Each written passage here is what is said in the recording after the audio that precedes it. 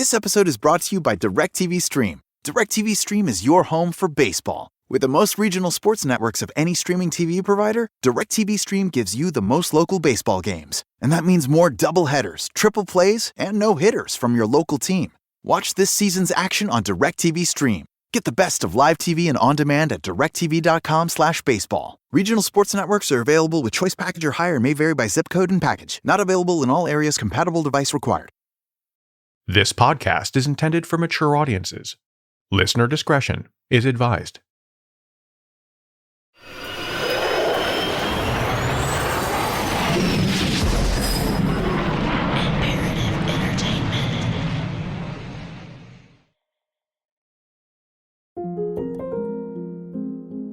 Strasbourg, France, mid-July, 1518. A local woman, some sources call her Frau Trophia, began to dance. It was by all accounts a beautiful sunny day. But there was no music playing, and there was no local wedding or celebration. She just randomly started to dance. And dance she did. For 6 days, with no rest or pause. One by one, others started to join in. By the end of the week, 30 others had joined her. Shortly after, she amassed a crowd of over 100 people. By the end of August, the crowd of dancers had expanded to 400. No one could work out what was happening, or, more importantly, why. What they could see, however, was that the dancers were not having any fun. One source said, they danced together ceaselessly for hours or days, and in wild delirium, the dancers collapsed and fell to the ground exhausted, groaning and sighing as if in the agonies of death. This is how Benjamin Lee Gordon described the dancing plague in his book, Medieval and Renaissance Medicine. Physically exhausted, the dancers would sleep soundly, but when they awoke the next day, they were consumed by the urge to dance. This happened over and over and over. Local authorities decided it was time for action, and the best medicine was more of the disease. They determined the cause of the dancing was overheated blood, and decided the best thing was to get it out of their system by dancing more. Musicians were hired, a stage was built, and local halls were encouraged to stay open 24 hours a day. Professional dancers encouraged the afflicted to stay on their feet and dance it out. However, this all started to backfire, because instead of stopping due to exhaustion, the dancers started to die. Their bodies simply couldn't maintain the frenetic movement. People were dying of strokes and heart attacks. At the height of the dancing plague, it was reported that 15 people were dying every day. Although, to be fair, accounts do differ here. One expert, John Waller, noted that records from the time of the plague didn't mention any fatalities. It's actually reports from long after the dancing craze that talk about people dying. So this may just be a case of the story getting bigger and bigger over time. But one thing that everyone does agree is not exaggerated is the fact that these people were dancing. Waller said, people were not just trembling, shaking, or convulsing. Although they were entranced, their arms and legs were moving as if they were purposefully dancing. Waller also noted that the records of the time say the people expressed fear and desperation. The other thing everyone agrees on is that they did not want to be dancing. So why would a group of 400 people suddenly start dancing and then be unable to stop? A couple of reasons have been hypothesized. Some people have surmised that this was a religious ritual, or a rite. But the simple fact that the dancers were unwilling participants probably negates this theory.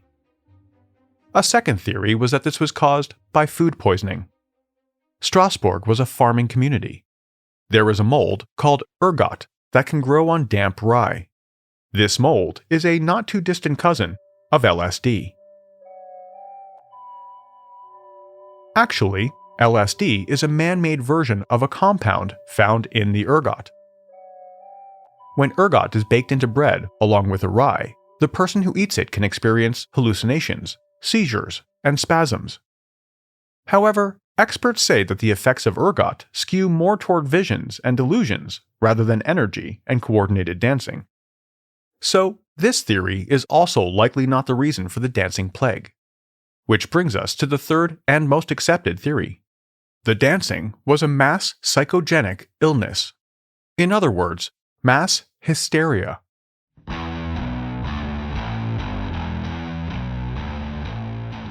My name is Eric Crosby. Welcome to True.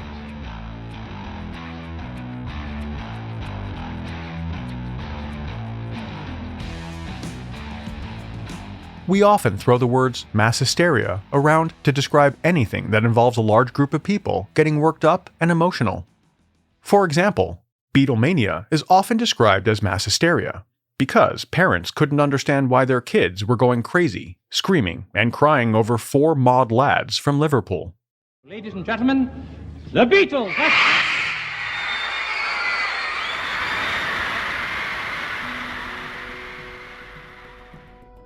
Not to get too technical here, but the medical definition of mass hysteria is much more precise.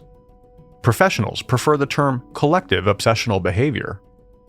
It's a condition that starts in the mind, but then manifests in physical symptoms. In other words, you have a psychological stress or threat that produces a physical response, and it happens to a large group of people. So let's get back to the dancers in Strasbourg. Their lives were exceptionally bad in the early 1500s. They had just experienced a series of famines. Their winters had been brutal, and their summers incredibly hot. They had strange weather patterns as well, with recorded hailstorms and sudden frost. Malnutrition and death from starvation was everywhere.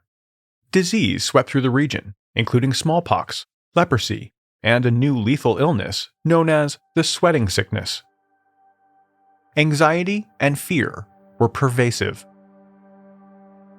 Near Strasbourg, in the town of Saverne, was a tiny, musty shrine dedicated to Saint Vitus, the patron saint of dancers. There was a local legend that if anyone angered Saint Vitus, he would send down a plague of compulsive dancing. Once the local authorities saw people dying from over-dancing, they took the crowd to the shrine, put red shoes on their feet, and walked them around the statue. Only then did the dancing plague stop.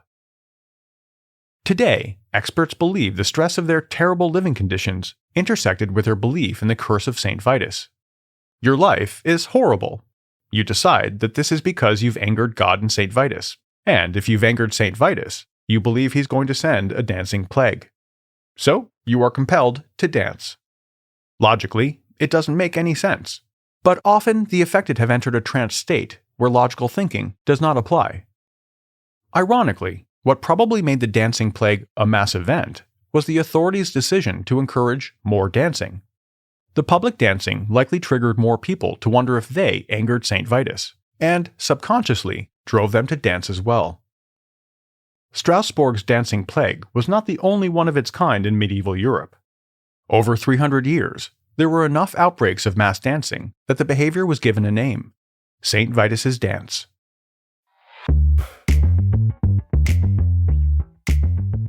True mass hysteria is not limited to the past. Almost 450 years later, in 1962, another mass hysteria event took place at a girls' school in Kasasa, in the African country of Tanganyika, which is now known as Tanzania. On January 31st, 1962, 3 students started to giggle. Not out of the ordinary for teenage girls sharing a joke. You've heard the phrase, laugh and the whole world laughs with you. Over the coming days, the school experienced just how infectious laughter can be. The giggling shared by these 3 girls spread rapidly throughout the student body. They were overcome with laughter that lasted anywhere from several hours to more than 2 weeks, with no apparent cause. By the middle of March, 95 of the 159 students at the school were affected. For some reason, the teachers were not. As the laughter spread, students were unable to focus. The situation became so unmanageable that the school was forced to temporarily close. But if school administrators thought that that would solve the problem, they were very wrong. As the students were sent home, the phenomenon spread to other villages. In the village of Nshamba, over 200 mostly young people were affected in April and May. Not long after, almost 50 girls at another school caught the laughter bug, and it continued to spread from there. The mysterious disease that hit students at the Sturrohead Girls' Center is a case of mass hysteria, according to the Ministry of Health. More than 50 students were isolated after displaying high-pitched coughs, vigorous in some cases. In the end, about 1,000 people in Tanzania and Uganda were affected, with a total of 14 schools closing. Accounts differ on how long the epidemic lasted. Some claim it was 6 months, while others say it was as long as 2.5 years. This mass event has been called the Tanganyika laughter epidemic, which makes it sound rather fun. However, it was anything but. First, you might be imagining a joyous, genuine laugh that lasts for months on end. Unfortunately, that's not the case. It was episodic laughter, in short bursts, that kept happening. From the descriptions, it sounds like it was a hiccup, a spasm that affected people involuntarily. Also, the symptoms were far wider ranging than just laughter. Loss of consciousness, restlessness, crying, rashes, respiratory problems, and even screaming were reported. Like the dancing plague of Strasbourg, the Tanganyika laughter epidemic is considered a mass hysteria event. 1962 was a stressful year in the country. It had just won its independence. Later conversations with affected youth indicated higher expectations than before. They had a greater sense of responsibility as the future leaders of the country. They also felt a cultural shift, with a clashing of traditional and new progressive ideals. They felt there was no way for them to express their reaction in a culturally acceptable way. As the expression goes, if you don't laugh, you'll cry. It's more than likely that this is what had taken hold.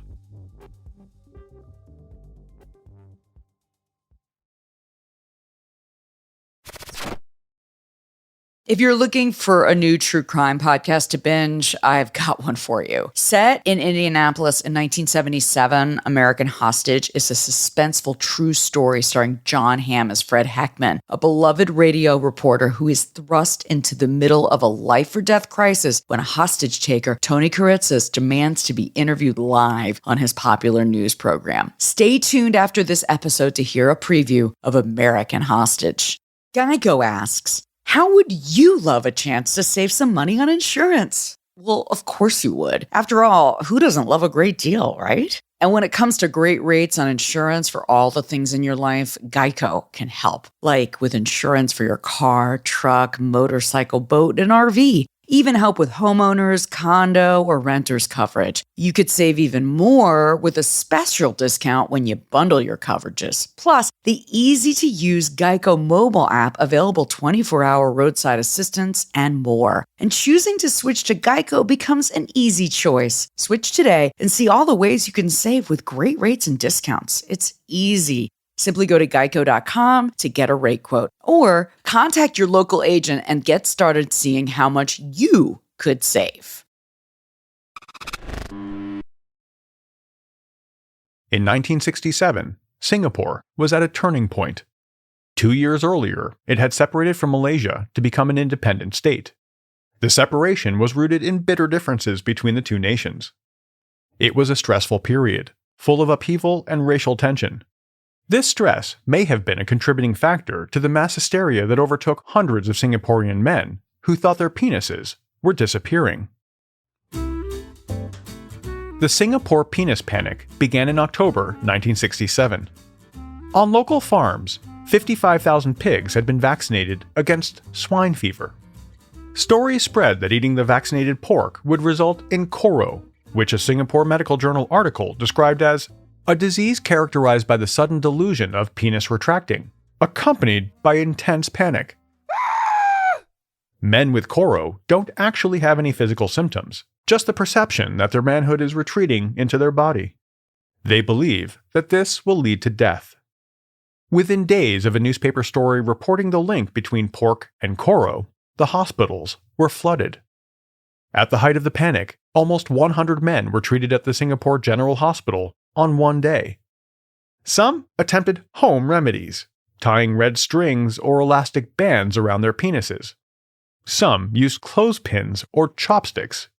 whatever it took to keep it outside their body. Taking their genitalia into their own hands, unfortunately, only caused more damage. Suffice to say, pork sales plummeted. Pork producers and the government tried to reassure the men of Singapore that the treated meat was harmless.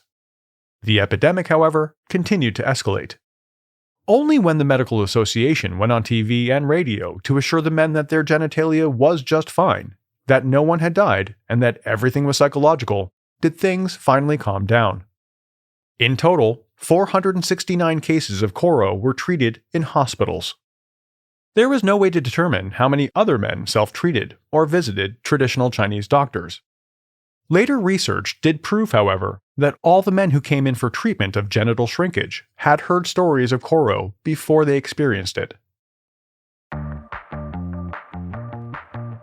Like the other examples we've discussed, the Singapore penis panic seems to have been a perfect storm of factors.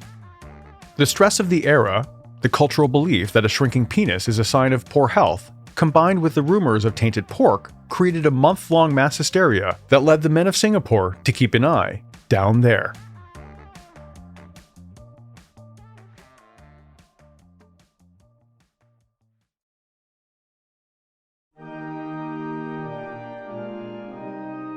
In the Middle Ages, nuns were the perfect petri dish for mass hysteria.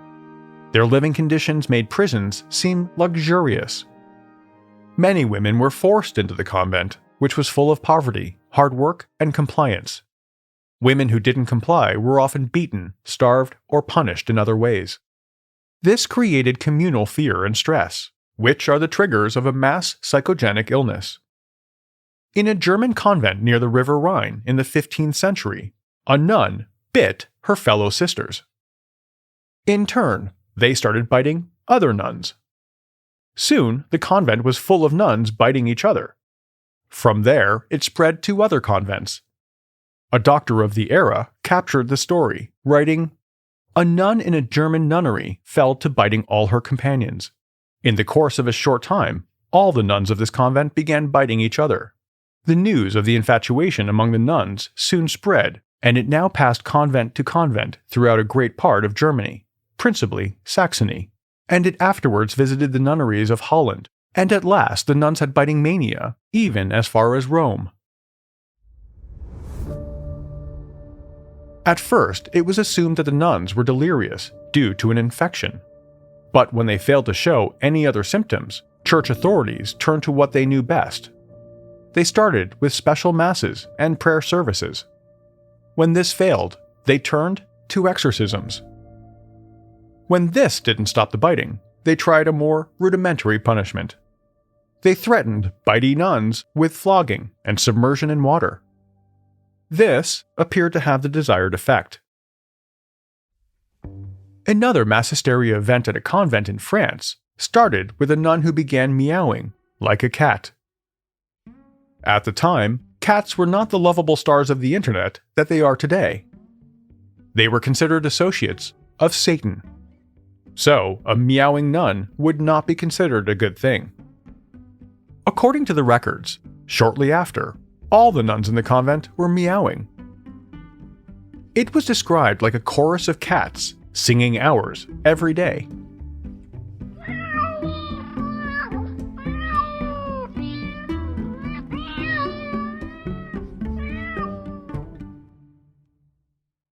This satanic wailing alarmed the neighborhood, and the military was eventually brought in.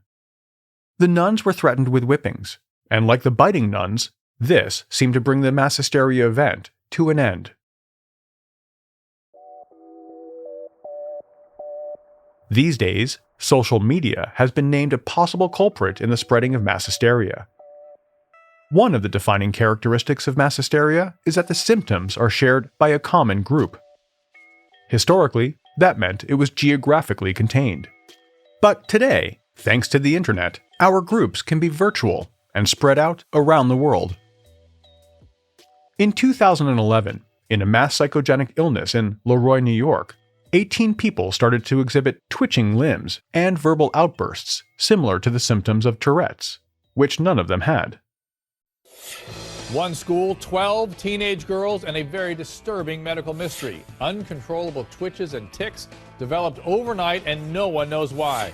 One doctor says it's a stress-induced disorder, but one of the girls and her mother say no way. They want answers and they want help, and they're... What makes the event in Leroy unique is that most of the people affected were teenage girls, plus one adult, and this adult was unconnected to the girls. She learned about the girls' symptoms through a viral video on Facebook. We have new information tonight on a medical mystery that's centered in Western New York with possible connections to this area. The number of victims displaying involuntary Tourette's-like syndromes has grown. More nationally renowned experts are getting involved in this, and it's not only young girls now. The number of students from Leroy High School in Genesee County who have now been confirmed with conversion disorder is 15. School officials in Leroy say they've ruled out all environmental factors, infections, and the possibility of carbon monoxide poisoning. But meanwhile, a group of parents in Leroy, which is dissatisfied with the diagnosis of mass psychogenic illness from the local doctors, has made a unanimous decision to seek the help of national experts. This may be the first case of social media spreading an actual disease. Apparently, what you see on the internet might actually affect both your mental and physical health.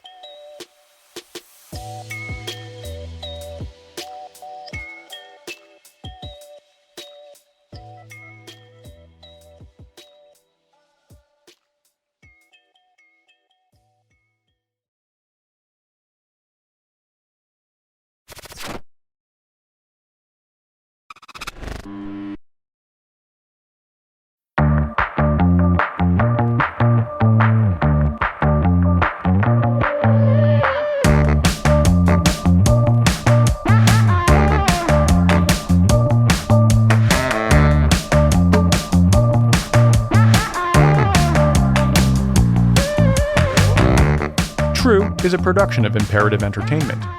This episode of True was researched and written by Gemma Harris. The executive producer is Jason Hoke of Imperative Entertainment. The cover art and design were created by Jenna Sullivan. True was created and is produced by me. Have any comments or questions? Email us at podcasts@imperativeentertainment.com. As always, a huge thanks for listening. I'll be back next week with another episode.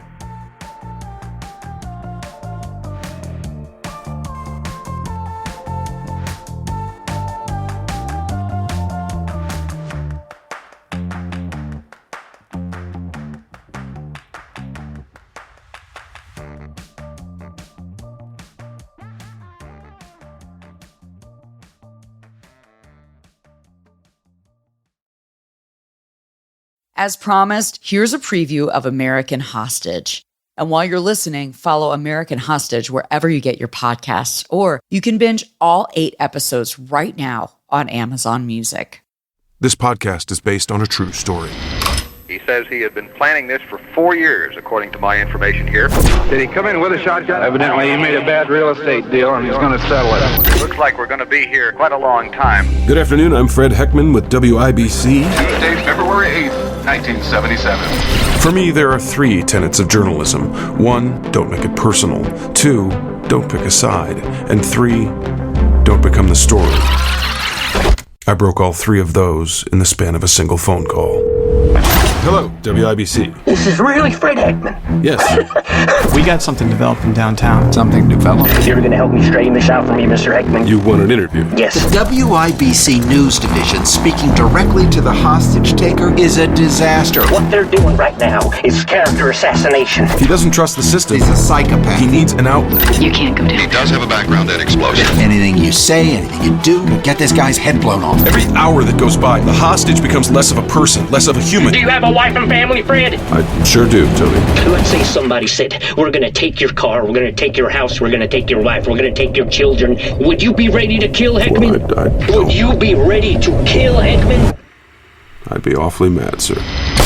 American Hostage is an Amazon original and criminal content production starring John Hamm. Follow American Hostage wherever you get your podcasts, or you can binge all 8 episodes right now on Amazon Music and Wondery Plus.